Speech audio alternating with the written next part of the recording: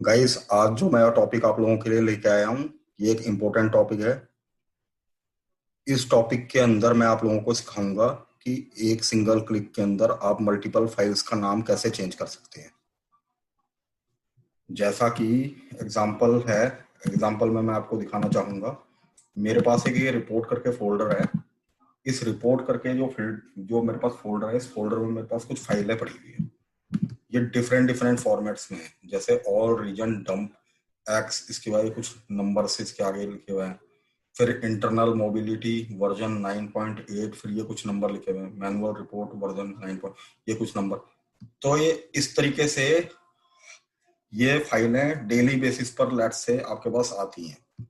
अभी यहाँ पर ये मैंने सिर्फ 6 फाइल्स रखी हुई हैं, लेकिन अगर जिनके पास ये रिपोर्ट डंप बहुत सारे आते हैं, लेट से ये कम से कम 10 12 15 इस तरीके से हों, तो अगर इनको आपको मैनुअल करना हो, और मैनुअली अगर मैं कहूँ कि इसको आपने एक नेमिंग इनका कन्वेंशन इस तरीके से दिया हुआ है। लाइक अगर इसकी बात करी जाए कि all region dump dot XLSX, इस तरीके से आप इसको शो कराना चाहते हो, तो इसको अगर आप यहाँ पर करेंगे तो आपको इसको मैनुअली इस तरीके से चेंज करना होगा। जैसे ऑल के बाद आप एक अंडरस्कोर देंगे, फिर आप रीजन के बाद इस डंप के साथ एक अंडरस्कोर देके बाकी के कैरेक्टर्स इसके अंदर से हटा देंगे इस तरीके से। और सेम आप इन सभी फाइलों के साथ करेंगे जैसा फॉर्मेट यहाँ पर दिया हुआ है इस तरीके से। तो इस मैनुअल वर्क को बार बार की करने में आपको बोरियत भी महसूस होगी, और ये डेली डेली करने में एक मोनोटोनस और मतलब एक तरीके का ये बिल्कुल बोरिंग काम है। किस तरीके से इसको एक ही बारी में हम कर सकते हैं, देखिए गाइस, आप ध्यान दीजिएगा। यहाँ पर ये जितनी भी ये फाइलें हैं, अगर मैं यहाँ पर एक क्लिक कर देता हूँ और मैं जाके इसको चेक करता हूँ इस तरीके से, लेट्स से मैंने इसका पाथ यहाँ पर डाला है इस तरीके से, और मैंने इस बटन के ऊपर क्लिक कर दिया, तो क्या यहाँ पर ये फाइलों के नेम चेंज हुए हैं? Reported output, just give me one second. तो अगर आप इनको चेक करेंगे तो गाइस देखिए, all region dump, internal mobility, manual underscore report, ये इस तरीके से आपका सारा का सारा डेटा चेंज हो गया जैसा कि हमने यहाँ पर रखा हुआ है। कहने का सीधा सा मीन ये है कि आपके पास अगर एक रिपोर्ट डंप, जैसे कि बहुत सारी रॉ रिपोर्ट्स आती हैं, उनका नेमिंग कन्वेंशन आप एक एक्सेल की फाइल में कहीं पर ही उसको एक यूनिक नाम दे देंगे, और एक बटन की सहायता से, मतलब इसके अंदर एक मैक्रो रन होता है, कैसे ये चेंज होगा सो दैट कि आपकी मैनुअल इंटरवेंशन कम हो जाए। तो आइए देखते हैं कि इसको किस तरीके से करेंगे। यही चीज के लिए मैंने एक लाइव करके ये शीट बनाई हुई है यहाँ पर, और इसके ऊपर मैं कोड लिखूंगा। तो कोड लिखने के लिए गाइस, सबसे पहले मैं यहाँ से ये कमांड बटन ले लेता हूँ। कमांड बटन यहाँ पर लेके इसका नाम चेंज कर देता हूँ, rename files. Okay, and then जिस भी फोल्डर के अंदर जाके मुझे अपनी रिपोर्टों को चेंज करना है, जैसे अभी तो यहाँ पर ये जितनी भी रिपोर्ट्स हैं इन सबका नाम चेंज हो गया, तो मैं इन सारी रिपोर्ट्स को उड़ा देता हूँ। और एक मैंने दूसरी यहाँ पर दूसरा फोल्डर रखा हुआ है ओरिजिनल करके। ये ओरिजिनल फाइल है, इन नेम्स से इस फोल्डर के अंदर पड़ी हुई है, तो इनको मैं अपने इस वाले फोल्डर के अंदर कॉपी कर दूंगा, और इसका जो भी पाथ है इस पाथ को कॉपी करके यहाँ पर मेंशन कर दूंगा, लाइक दिस। अब हम अपना कोड लिखना स्टार्ट करते हैं। तो कोड लिखने के लिए गाइस, इसमें एक चीज थोड़ी सी ध्यान देने लायक है, क्योंकि मैं इसके अंदर फाइल सिस्टम ऑब्जेक्ट एफएसओ का यूज करने जा रहा हूँ। एफएसओ क्या होता है? ये फोल्डर एंड फाइल से रिलेटेड एक प्रॉपर्टी होती है वीबीए के अंदर। इसके थ्रू हम किसी भी फोल्डर के अंदर जितनी भी फाइल्स हैं उनको एक्सेस कर सकते हैं। तो वही फंक्शनैलिटी मैं यहाँ यूज करने जा रहा हूँ। और उसके लिए सबसे इम्पोर्टेंट है कि आप इस टूल्स के अंदर आके, रेफरेंसेस के अंदर आके चेक कीजिए कि माइक्रोसॉफ्ट स्क्रिप्टिंग रन टाइम टिक है या नहीं है। क्योंकि मैंने इसके अंदर ऑलरेडी टिक किया हुआ है तो इसलिए नजर आ रहा है, वैसे बाय डिफॉल्ट टिक नहीं होता गाइस। तो इसको टिक करने के लिए आपको सबसे नीचे इस तरीके से माइक्रोसॉफ्ट सेक्शन के अंदर आना होगा। जहां पर ये सारी माइक्रोसॉफ्ट की फाइल होंगी और ये अल्फाबेटिकल ऑर्डर में ही होते हैं। तो आपको यहाँ पर एम के बाद एस पे आना होगा, लाइक दिस। और जहां भी एम के बाद ये एस जहां पर स्टार्ट होता है तो वहां पर आपको स्क्रिप्टिंग रन टाइम भी मिल जाएगा। तो आप इसके ऊपर क्लिक कर दीजिएगा before writing code on your module और in your command button. Okay, तो ये करने के बाद गाइस अब मुझे यहाँ पर कुछ वेरिएबल्स की जरूरत पड़ेगी। तो वेरिएबल्स क्या है, मैंने बोला dim FSO as file system object, my folder as folder, dim my file as file, then dim my path as string. String का मतलब ये है कि ये जो टेक्स्ट में जितनी भी वैल्यूज होती हैं ये स्ट्रिंग होती हैं। तो मैंने ये वेरिएबल्स गाइस डिफाइन कर लिए। अब सबसे पहले हम अपने इस पाथ को डिफाइन करते हैं कि ये पाथ क्या है। तो मैंने बोला माई पाथ इक्वल्स टू जो भी मेरी शीट का नाम है, शीट का नाम लाइव है, तो मैं बोलना चाहता हूँ शीट्स लाइव वाली जो शीट की सेल्स, यानी कि ए मेरा 1 है और बी मेरा सेकंड है, यानी कि रो 1 कॉलम सेकंड। तो मैं लिखूंगा रो 1 कॉलम सेकंड की जो भी वैल्यू है वो मेरा पाथ है, और वो पाथ ऑलरेडी हमने यहाँ पर मेंशन कर दिया।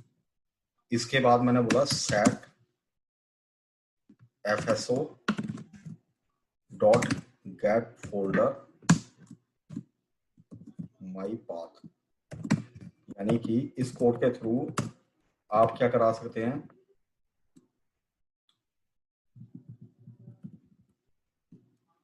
मतलब ये जो माई फोल्डर है, इस माई फोल्डर के सेट माई फोल्डर, आपको अपना फोल्डर बताना होगा और वो जो फोल्डर है उसके अंदर ये जो पाथ है FSO के अंदर जो फॉल कर रहा होगा यही आपका पाथ होगा। ठीक है गाइस। इसके बाद मैं चाहता हूं जब हमने ये वाली चीज कर दी है तो यहाँ पर मैं एक वेरिएबल और डिफाइन करूंगा, जैसे कि रो नंबर। ठीक है, तो रो नंबर का मतलब मैं ये बोलना चाहता हूँ कि ये जो भी फाइल्स के नेम्स मैंने लिखे हुए हैं ये कहाँ से स्टार्ट हो रहे हैं। तो ये 6 से स्टार्ट हो रहे हैं, तो मैंने यहाँ पर रो नंबर 6 डिफाइन कर दिया।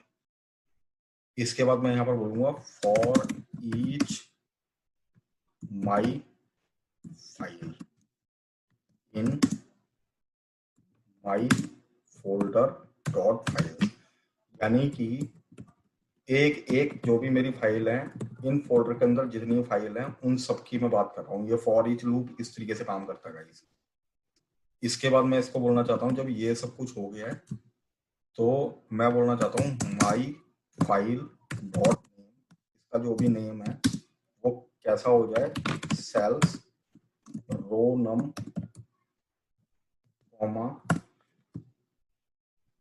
यानी कि ए मेरा, या अगर अपना ये वाला डेटा देखूं तो ये मेरा सी कॉलम से स्टार्ट हो रहा है।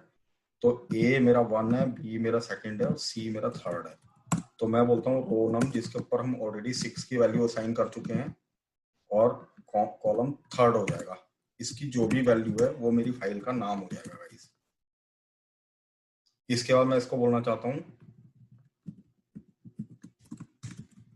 रो num equals to row num plus 1, ताकि ये एक एक इसके अंदर आगे ऐड होता चला जाए। और लास्टली ये जो फॉर ईच का जो लूप होता है नेक्स्ट के साथ बंद होता है, तो मैं इसको बोलना चाहता हूँ नेक्स्ट माई फाइल, और एक मैसेज बॉक्स लगा देते हैं इसके अंदर, MSG बॉक्स, फाइल्स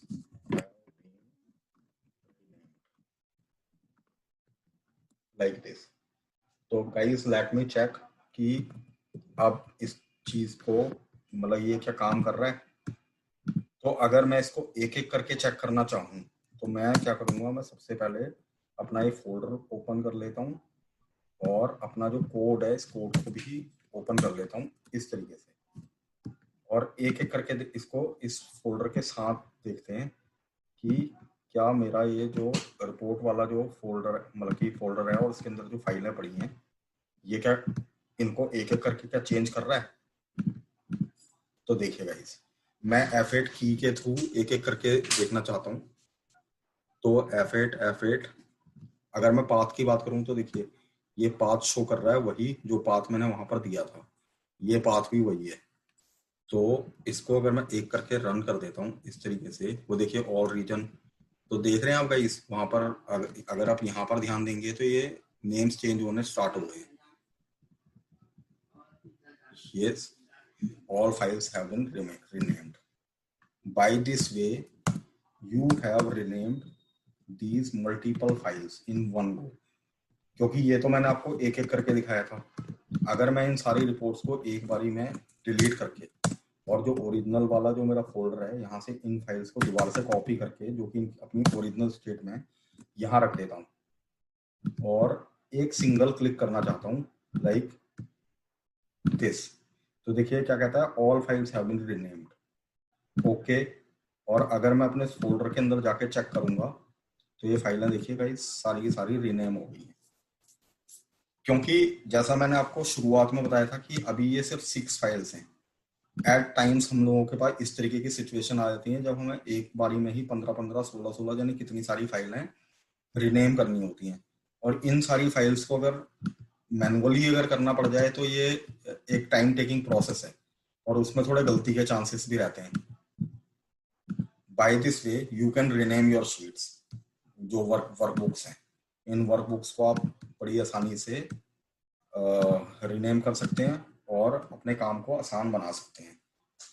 तो गाइस यही वीडियो है आज का। इस वीडियो के थ्रू ये कोडिंग है, तो इस कोडिंग की आप सहायता से अपने काम को इजी कर सकते हैं। मैं एक काम और करूँगा, ये जो मेरी फाइल है इस फाइल को भी डाउनलोड लिंक के अंदर शेयर, मतलब डाउनलोडेबल लिंक के अंदर डाल दूंगा, so that you can download this file from there. और इसके अकॉर्डिंग आप अपने इसी कोड को यूज करके थोड़ी सी अमेंडमेंट करके आप अपने काम को इजी बनाइए। तो गाइज अगर आपको ये वीडियो अच्छा लगा हो तो प्लीज़ इसको लाइक सब्सक्राइब एंड शेयर ज़रूर कर दीजिएगा। अभी के लिए इस वीडियो को वॉच करने के लिए मैं आप सभी का धन्यवाद करना चाहता हूँ। Thank you very much guys, bye bye and take care.